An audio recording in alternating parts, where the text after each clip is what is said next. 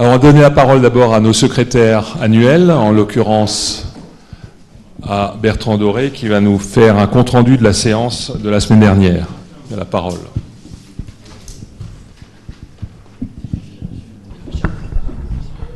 Mes chers collègues, la séance du 11 juin était la séance franco-allemande.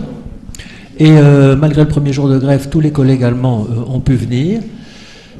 Nous avons eu donc plusieurs communications, dont la première par Hans Detlef Seger de Dresde, qui nous a parlé de la formation des chirurgiens, des étudiants en médecine et des chirurgiens en Allemagne, ce qui a motivé de nombreuses questions de la part de M. Jacques Richard, mention Hubert Bismuth et M. Launois, sur les thèmes de comparaison entre les techniques d'apprentissage de la chirurgie en France et en Allemagne.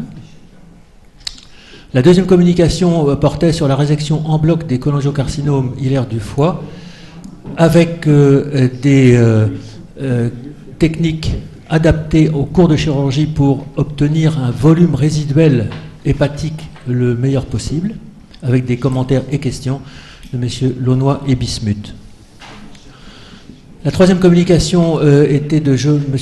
Joachim Jahen de Hanovre sur la péritonectomie et la chimiothérapie intrapéritonéale dans les carcinoses péritonéales pour tumeurs étendues et des commentaires de Philippe Lasserre. Nous avons eu une longue communication du gastro-entérologue Jürgen Horschbercher de Strasbourg à l'IHU sur l'endoscopie interventionnelle et les techniques modernes pour traiter certaines tumeurs sous-muqueuses de l'ésophage, avec des résections étendues assez impressionnantes et des questions de M. Launois, notamment sur l'importance des tumeurs, de faire la distinction entre les types T1A et T1B. Enfin, la dernière communication sur la chirurgie mini-invasive de surrénalectomie par laparoscopie rétropéritonéale, avec une technique assez impressionnante de un seul accès, permettant des exérèses de tumeurs assez étendues. Je vous remercie. Merci beaucoup. Y a-t-il des questions ou des commentaires sur cette présentation?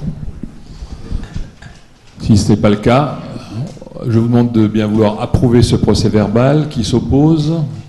S'abstient? Donc, procès-verbal adopté à l'unanimité.